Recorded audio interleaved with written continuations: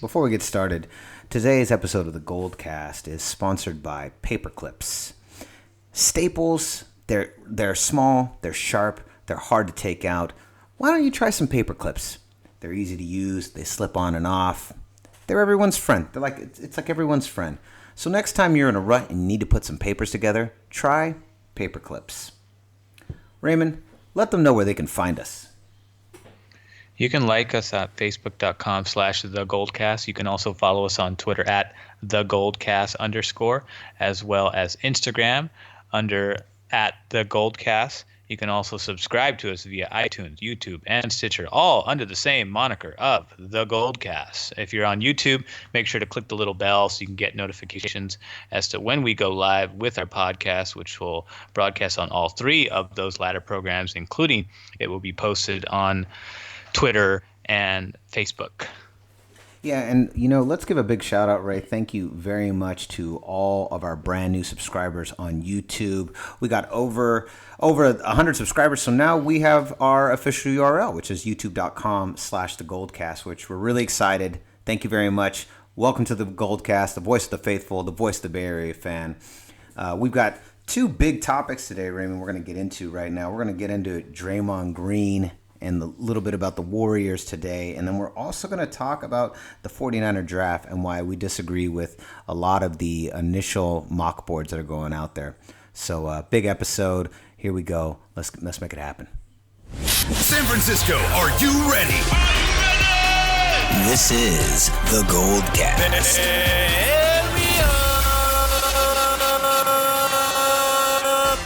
Boom! Welcome to another edition of the GoldCast. We are the voice of the Bay Area. I'm your host, Rudy Sousa III, and with me is my brother, my co-host, Raymond Solis the first, baby. Boom! All right, Raymond, a big week in sports has just ended. We had the All-Star break, which means we are officially at the halfway point of the NBA season. No, before we even get started, we're going to talk a lot about Draymond Green. I want to know, first half of the season, Warriors, give me your professional fanalist assessment. I think the Warriors are on an incredible streak. I mean, they're obviously not going to top last year's regular season win streak, but who cares about that?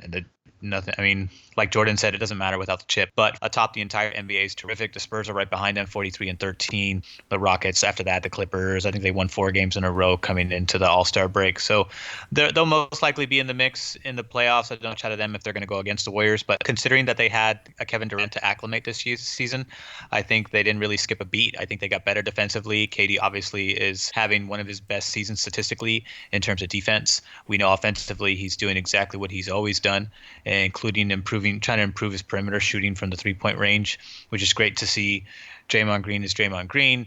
Clay and Curry have seemed to find their groove. They were a little slow coming out of the gate because they were KD to kind of get his space and allow him time to assimilate to the team. But now that that's happened, everyone's kind of seems to find their groove. So I think in the second half, we're really going to see the Warriors turn it on. But I still think that health is going to be a big driving force for them, like it's been all season long.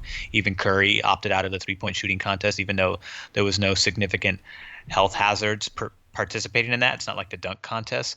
But for Curry, especially considering how he performed in last year's finals, health is a big thing for him this season because all that matters to him is winning chips, and which is totally fine with me. If I was a pro, that would be mindset over anything. I mean, the subsequent awards and accolades are fine and great, but the ultimate is the championship. That's the ultimate. So I don't blame him for that. And really, I don't really see. I think the East doesn't really pose a threat at this point, much like they looked last year. Cavaliers 39-16. The Celtics are right on their heels at 37-20. The Wizards aren't too far behind that either. So I think the Cavs are going to have a harder road this year getting to the finals than they did the last 2 seasons in a row. So I wouldn't be surprised if Celtics ended up in the finals against us. I don't necessarily think they beat us, although Brad Stevens is a good coach. But for the Warriors, I like everything I'm seeing. I just want to see how it's going to pan out in the second half because we got some guys out. So if David West comes back into the fold, we need Zaza Pachulia. You're definitely going to need 2 big guys like that to play in their minutes because Zaza is a starter. West is part of the second unit team, so you need those big guys in there, especially when you get into the playoffs because everybody's going to be up in their game level. So I just want to see how that's all going to fit in terms of health and durability because I want all the guys to be healthy. Yeah, definitely. It's going to be interesting. I like that. That was kind of a bold prediction, Ray. You think it's actually possible that the Celtics could upset the Cavs and go into the finals this year? Yeah, I think Brad Stevens is a really good coach. I think he schemes really well. He's played the Warriors really well. I think he plays the East very well in general. And at first, the Celtics kind of had a rough start coming into the season when they first started, but they've really turned it on heading into the All-Star game. So I'm curious to see how they carry this momentum into the second half of the season. I'm not all that impressed with Tyronn Lue, the Cavaliers coach. To me, he seems more like I'm here to kind of facilitate some things, but I'm like but also defer to my assistant coach LeBron James because he's going to have some ideas too, and sometimes his ideas will supersede mine. So even though I know that there was the last year thing when there was I think the what was it, the backyard talk that Tyronn Lue shut down LeBron James at some point and kind of took more ownership of his role as head coach. So, but at the same time, I just think LeBron James' ego is too big for him to just continually defer to somebody else like that, just because he's, that's how big his head is. I mean, when they went on their losing streak, he was the first one whining and kicking about, them not having enough support and not having a good enough bench to sustain their game. So, and then there was all those rumors about a Kevin Love trade, although Kevin Love's injured, so it doesn't have much trade value right now. So it's not really a smart move for any team, really. If I was an NBA team, I wouldn't want Kevin Love. I certainly wouldn't give up a Carmelo Anthony to the Cavaliers for a Kevin Love at this point. So I just think they're not in a good place right now. I don't know. They could easily turn it up. LeBron James and Kyrie Irving are a fantastic duo. They've got some other good supporting cast members there. Tristan Thompson, he's great inside. So, but I think the Celtics have a really good shot to knock them off. It just depends on. For me, it's Brad Stevens is the X factor. Obviously, Isaiah Thomas is a force to be reckoned with this year, so that's been helping them a lot too. So, but we'll have to see how it turns out. I think if there's any year where the Cavaliers get knocked out and don't make it to the finals, I think this is the year. Ooh, that is one bold prediction, brother. I would love it if LeBron finally for 1 year would not get to the post. I would just like it to be just have a challenge at some point. I mean, he's just had similar to the Patriots and their AFC playoff runs. I mean, he's just had an open lane so many times. It's been there really hasn't been a whole lot of opposition that has stood his way in the Eastern Conference. So I would love to see that. Let's move on. Let's talk about our buddy Draymond Green. I'm a little concerned. Getting ejected. Here's the thing. I thought, this has been talked a little bit, back and forth in some of the trades. Let's talk about Draymond Green gets fouled out. He is ejected from the game last week against the Kings. Okay, and he on his podcast he talks about the Dolan and Oakley situation and it being a slave mentality and. I know Draymond's super opinionated. I love his emotion. I just get worried because I really feel like last year, the situation with him and LeBron that got him ejected out of Game 5, right? It was Game 5, right? Yeah. That the situation in Game 4 that got him ejected in Game 5. I feel like if that situation doesn't happen, I think the Warriors win in Game 5. I think the Cavs are ready to lay down and die. But I think that ejection was crucial to keeping them alive. I've seen the clip a million times. I don't really think anything happened. I think it was much ado about nothing, and I really do believe that LeBron was taking advantage of a situation, to give his team the best advantage to win. I don't blame him. Everyone does that. I'm not knocking him for that. Having said that, I really do believe that the Warriors would have won had they gone into Game 5. The situations last week with Draymond, it just makes me feel like he still hasn't quite learned. I know that at the start of the season, he had a conversation with Steve Kerr, and he really wanted to take his game to the next level, and he really wanted to not cost his team, put his team in a precarious situation because of how emotional he is. And we love the emotion. You need a crazy defensive guy. That's what Draymond does. But does it concern you? Do you think that Draymond getting fouled out is a sign of bigger problems? And can this rear its ugly head in the post for you? What's your opinion on that? I don't think it's as big a deal as it was last year. I don't think it's going to carry into the playoffs. You got to remember last year, next to Boogie Cousins, who also has been the league leader in technical fouls the past 2 seasons in a row. Draymond Green was number 2 last year. This year is number 21. So that's a huge difference. I mean, at the same time last year, I don't know what the difference was, but I know he was number 2 last season. This season, I know he's down to 21st right now. Boogie Cousins is still top the pack of the entire league in technical fouls, and he now plays with the Pelicans, which is a huge move recently during the All-Star break. That was a huge trade, so we'll see what happens with the Pelicans. But enough about them. In Draymond's case, I don't think it's a big deal because I think he has toned it down. He does realize it. I think there's a part of him that will always be that really intense player that is going to get those kinds of calls on him because that's just who his personality is. But we do know that there's another side of him that is grounded and level-headed. I mean, just listen to him when he talks in his interviews. I think he's very articulate. He talks about the game. He's very knowledgeable about the game, and he's very humble. He doesn't really talk trash. He's not arrogant when he speaks to the press. He's always very respectful of the other teams and other players on the other side of the role. Sometimes he might have some kind of, off-cuff sarcasm, but nothing really that's inappropriate, So the point is that side of his temperament tells me that there's a part of him that is able to regulate himself and able to, be reasonable and logical about the situation. I think there's some of that carries over into his play, and that's why he's 21st in the NBA in tech fouls this season versus number 2 right behind Boogie Cousins.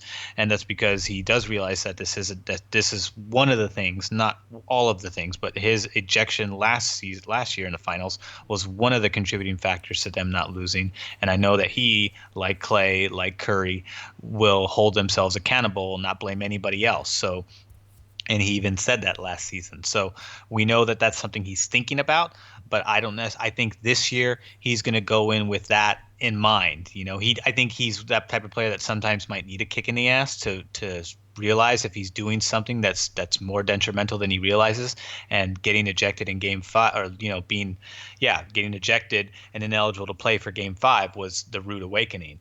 So for him, he's definitely got that on his mind, and I think it's illustrated itself this season, despite the fact that he got ejected, against a shitty team like Sacramento. They still blew him out. It was a wake-up call because they blew him out by 42 points in the third quarter alone. Yeah, I understand. I get nervous. I really do. Here's the thing.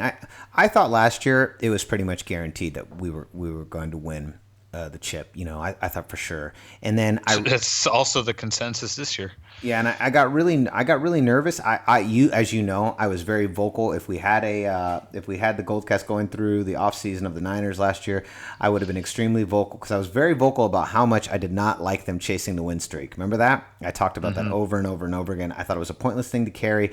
I thought that it was going to burn them out. I'm not saying it burnt them out. There's a lot of different factors that contributed to the Warriors not pulling it off at the end, and I definitely don't think that the streak was, is something you could put it fully on the streak. Would never say that, but I do think I think that Draymond, he's so important and he's so emotional, and I think that regardless of whether or not he's doing better, that's a great stat to point out, and I think that's an important stat to point out. That's huge. That obviously shows that he has toned it down. I still think the perception of him as being a bit of a wild card is still very prevalent, and I think that I just don't want it to rear its ugly head in the playoffs. And my hope is that being ejected last week is a wake-up call, and we see Draymond being a little bit calmer as we move into the second half of the season. Because, it's February 20th right now. I mean, we're literally about 2 months away exactly from the start of the NBA playoffs. It's going to be here before we even know it. It's coming. Yeah. And it's just important. Draymond is so important. He's as important a factor as anyone else. His defensive prowess, his energy. He's the heart and soul of that team in terms of its energy, and he is definitely in many ways their emotional leader. And we need him to be firing off. I don't think that the NBA Finals is guaranteed. I don't think it's guaranteed that the Warriors are just going to win it. It seemed guaranteed last year, and they were up 3-1, and they still lost it. Anything can happen with those final 2 teams in the NBA Finals, and it's just important that he's focused, and that's just my fear. I think he'll be. I think he'll be all right this season. I hope so. Well, we're going to find out here in about 2 months. So let's move on, Raymond, to a little topic that I like to call why all the 49er draft boards are wrong.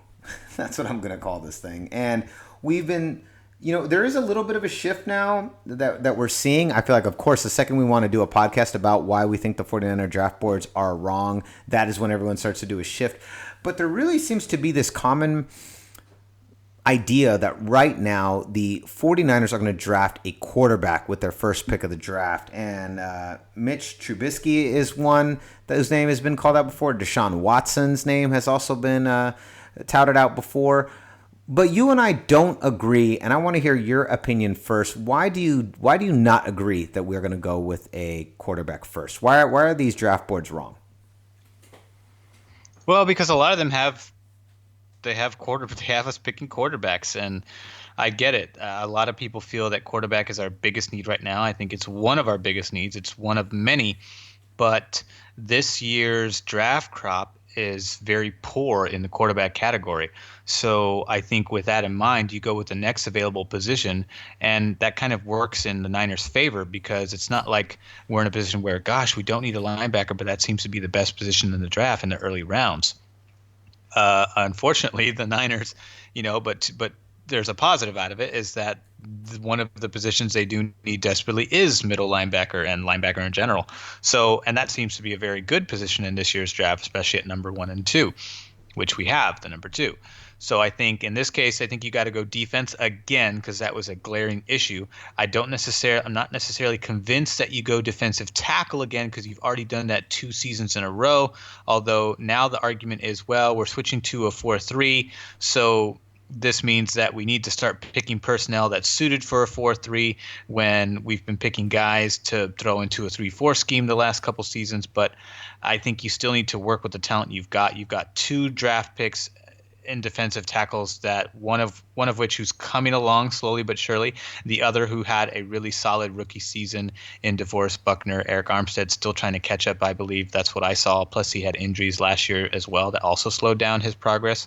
But DeForest Buckner seemed to be an unstoppable, gasless machine who did very well for a rookie.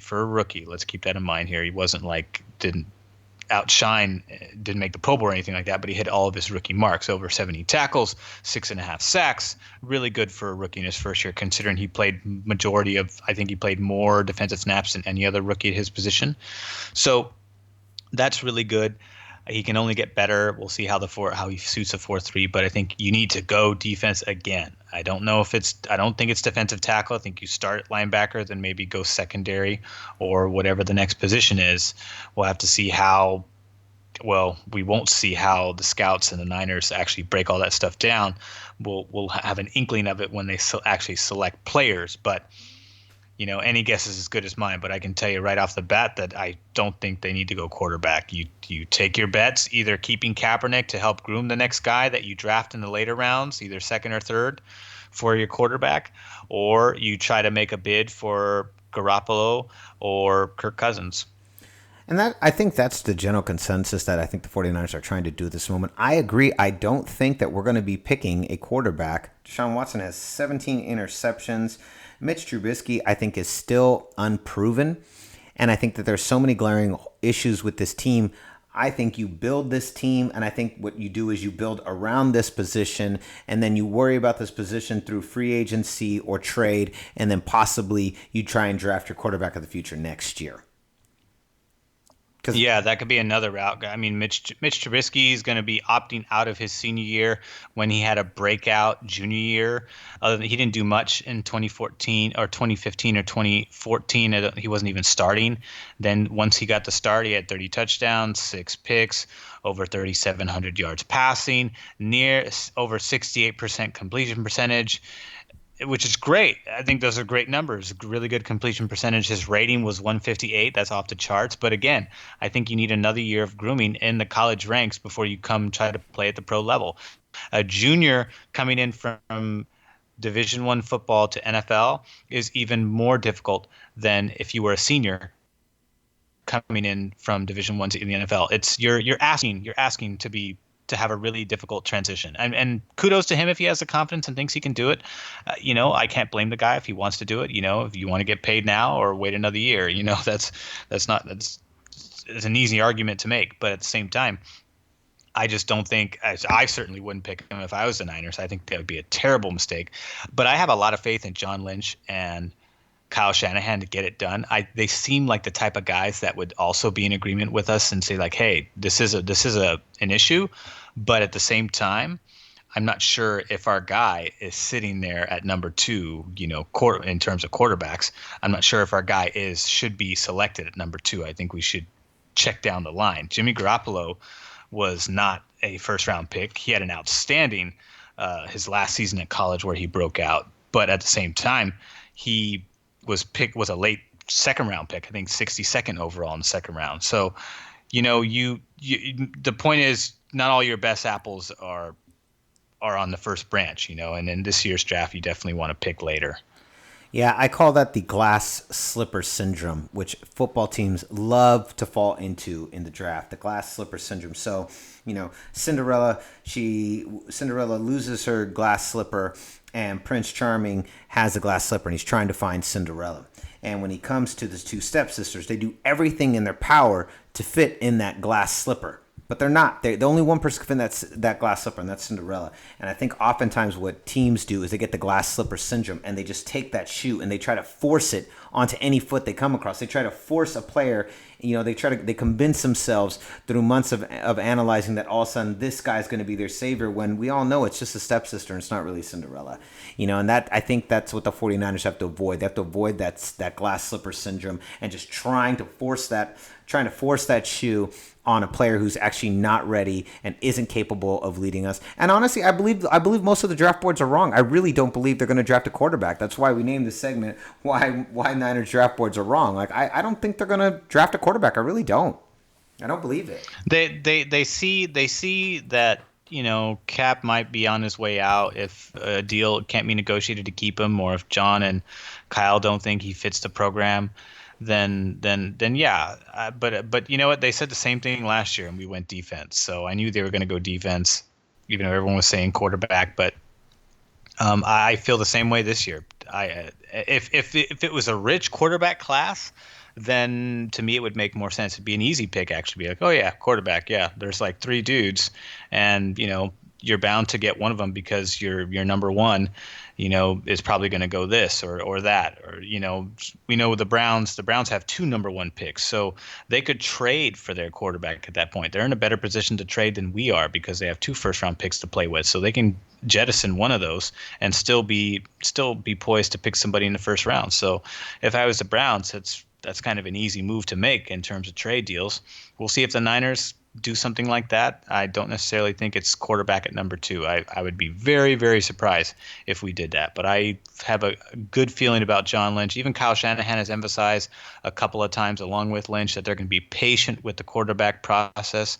And I think that also includes who you select with your number 2 draft pick, considering the quality of quarterbacks coming into this draft. Yeah, and from all we keep hearing over and over again now, I don't watch the college. I only watch the pros. I only watch men play. But from what I'm hearing, I don't watch that shit. From what I'm hearing about the college level, there's just not many quarterbacks, and I trust it. I just find it interesting that analysts, because that's our most glaring hole, they just automatically assume that's where it's going to happen, and I just don't think that could be any further from the truth. Part of the problem is a lot of these guys that do these mock drafts, unless they're like a writer who works for, say, Niners Nation, then yeah, it's a little bit different. But a lot of guys like Mayock and all those other guys, they're covering all 32 teams. So they're not spending a whole lot of time analyzing all the teams as much as we're analyzing the Niners. So because they have to cover such a broad spectrum, they'll kind of do a quick whitewash of every team. Like, okay, what's the biggest need for the Niners? Quarterback. So let's just, all right, my mock, here's the quarterback. That's how it is. And I'm not trying to discredit their job. It's a tough job because you have to cover so many different teams. You have to cover 32 teams. So I get it. I get it that you can't spend as much time as we do on our team because we don't care about the other teams unless it pertains to our team.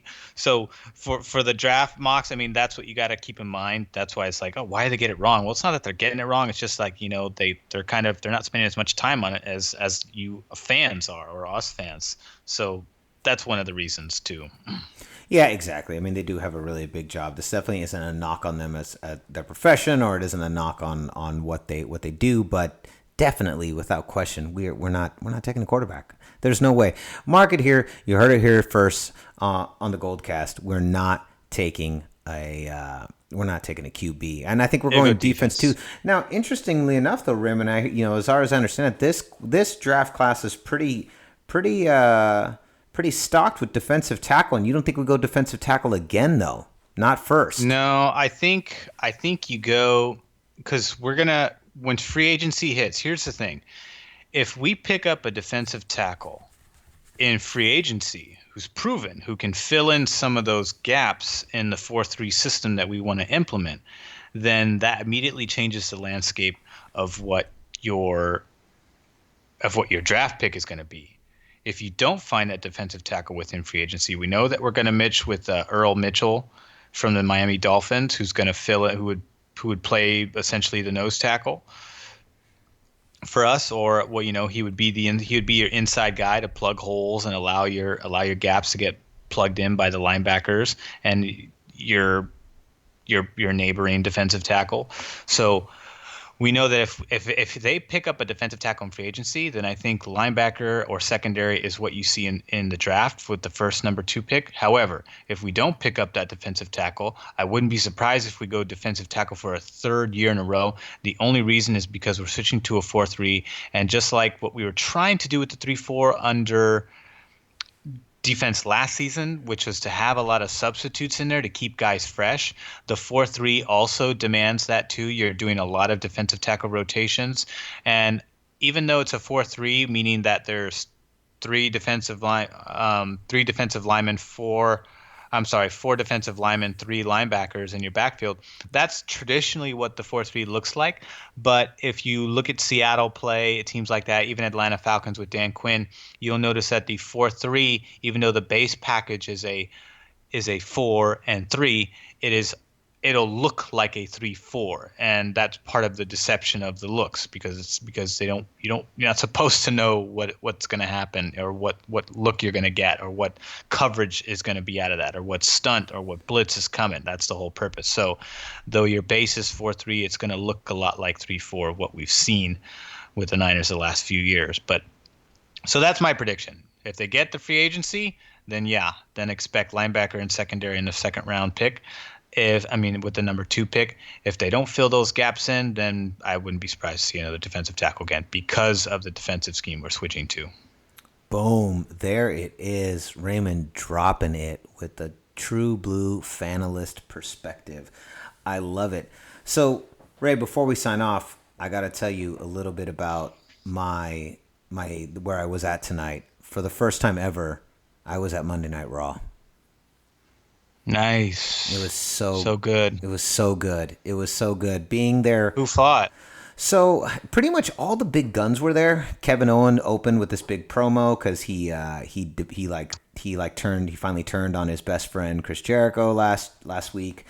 Who else we had? We had a surprise bout between Charlotte Flair and Sasha Banks. They were in a little feud. So basically what happened was that Charlotte lost the belt to Bayley last week, and she lost the belt to Bayley, and she was demanding that Bayley relinquish the title because she had lost it unfairly. Like Sasha snuck in, and she basically helped Bayley win it, kind of like the way heels normally do. Like when a heel kind of helps another heel win. That's kind of what happened, but it was baby faces helping baby faces.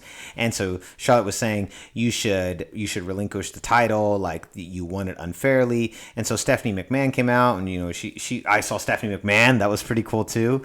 And she was there, and she had a conversation. She's like, you need to give up your belt. Like, if you're a real champion, think of all the little girls out there. And then Sasha came out and was like, no, you need to hold on to that belt. Then Charlotte came out, and Charlotte's like, you need to give me my belt back. And it was like all the ladies were in the ring at once. And then at the last second, Bayley's like, no, I'm keeping my belt. And they're going to fight for it at Fastlane. And so then Charlotte challenged Sasha Banks to a match tonight, and then and Sasha won and Charlotte lost again. But it was pretty good. There was also Braun Strowman versus The Big Show.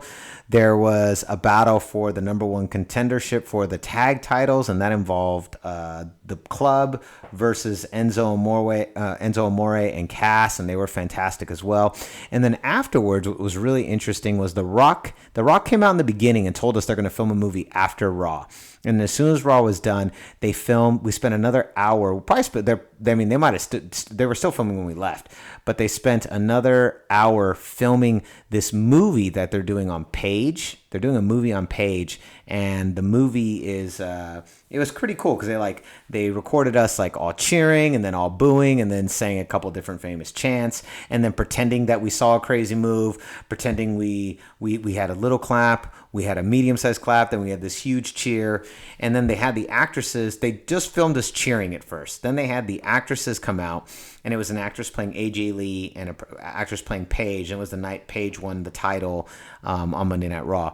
And so they would do the movements, so they'd go through most of the match, and then right at the point where they were gonna Paige was gonna body slam AJ Lee, or AJ Lee was gonna body slam Paige, they would stop, and then they would drop onto the floor and then act like they did it, and then they wouldn't do the big spots, and then they brought in a stunt double for Paige, and then they did the whole match with all the big bumps, with all the suplexes and the body slams and all the stuff that the actress couldn't physically do.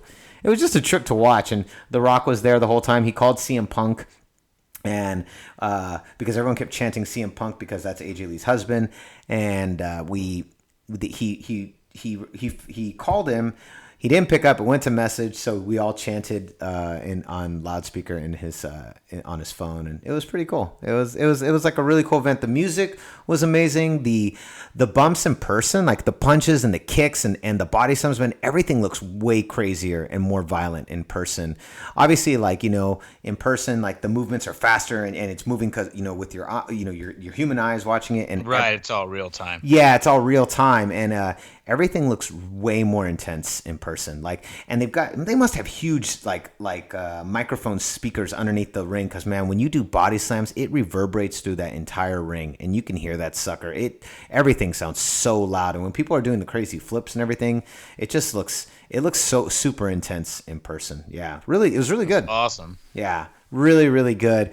I definitely recommend it. If there is a Monday Night Raw and you're able to get some tickets up north, you should definitely check it out. It was so much fun. I actually liked it 10 times more than even seeing it on TV. It was way better live than it was. How much are tickets normally?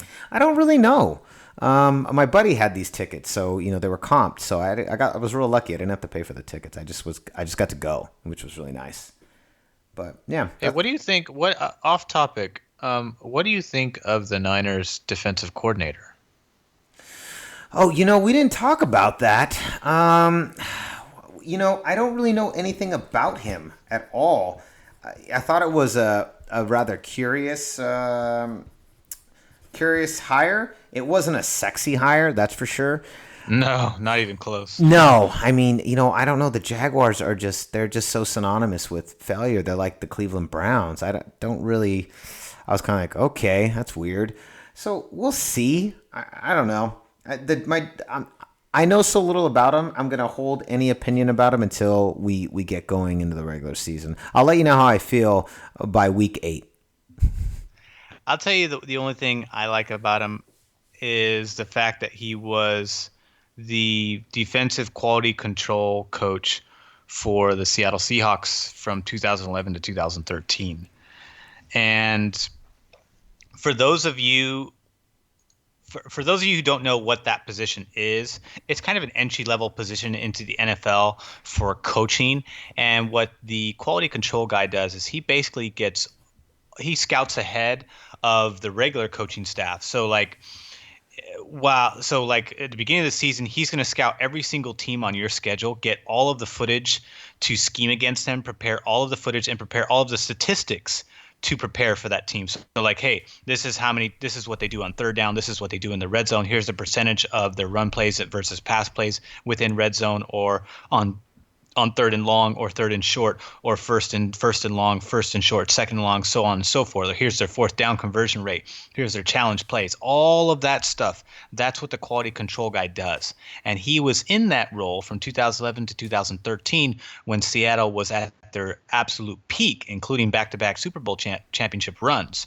So he was the guy preparing Dan Quinn and company to perform the way they performed against each team each and every single week, including the playoffs and the Super Bowl. So that means that he's got a pretty strong degree or pretty good eye and nose for scouting teams, preparing for teams. So now instead of being the guy who scouts ahead, so while Seattle's, on week 1, he's already moved on to week 2 and he's preparing for the next week. So he's already, 1-2 weeks ahead of the original coaching staff because all of that material and those statistics have to be prepared beforehand. So it's actually, even though it's an entry-level job for coaches, it's a really important job. It's super, super important because that's why there's an offensive quality control guy and a defensive quality control guy. They both have the exact same job, and they're both usually 1 week ahead of the entire coaching staff because of all the prep they have to do.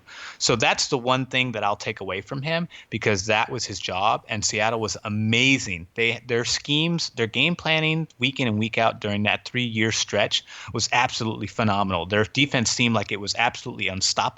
And he is one of the contributors of all of that success. So that's the one claim to fame that I'll give him. Other than that, he didn't do much in Jacksonville or even before Seattle. A couple linebackers that went to Pro Bowls under his coaching, but nothing really outside of that Seattle stretch. There was nothing really significant I could find. So there you go. I mean, like I said, I don't really know. I really couldn't tell you one way or the other how I feel about him. I'll let you know by week 8 how I feel about him. But that was definitely something that was worth breaking up. It's a Jordan Saleh, right? That's how you say his name? Robert Saleh. Oh, Robert Saleh. Sorry, Robert. Where'd I get the Jordan from? I don't know. Well, there it is. So definitely check us out on YouTube, iTunes, and Stitcher, youtube.com/thegoldcast. You can also find us on Twitter and Facebook, facebook.com/thegoldcast, Twitter @thegoldcast_, and our brand new Instagram page @thegoldcast. Definitely, if you want to get little tidbits and snippets and social media updates on when we're posting our brand new podcast, check us out on Instagram @thegoldcast. Don't forget to share, like, and subscribe. Share, like, and subscribe. Tell a friend, especially if they're Bay Area and they like the Warriors, the Niners, and the Giants. Man, I can't wait for baseball to get started. We're so close, Ray. We are very close. The pitchers and catchers have reported everything right now is just physical conditioning. It's just making sure guys are in shape, guys are ready. As the months go on, especially as we get closer to April, we're going to start to see things come into the fold in terms of what the rotation is going to be. The Giants, I'm still not sure what their final rotation is going to be. I know with who their number 3, 2, 3, I think their first 4 guys are fine. It's that 5th spot in the rotation that we're all trying to figure out who's it going to be. I think you definitely need to part ways with Babyface. What's his face? I can't remember his name. That's how far removed he is from the 2012 championship run. Matt Cain.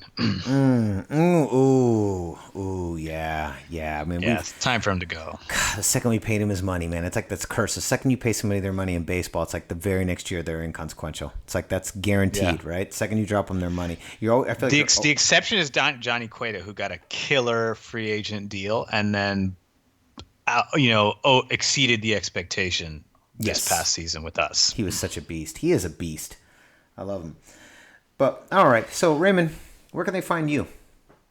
You can find me on Twitter @RaySolis. Awesome. You can find me on Instagram and Twitter @RudySolis3rd, RudySolis3RD. So concludes another edition of the GoldCast. We are the voice of the Bay Area. I'm your host, Rudy Solis III, and with me is my brother, my co-host, Raymond Solis I, baby. Boom! We'll see you next time. Same GoldCast time, same GoldCast channel. This is The GoldCast.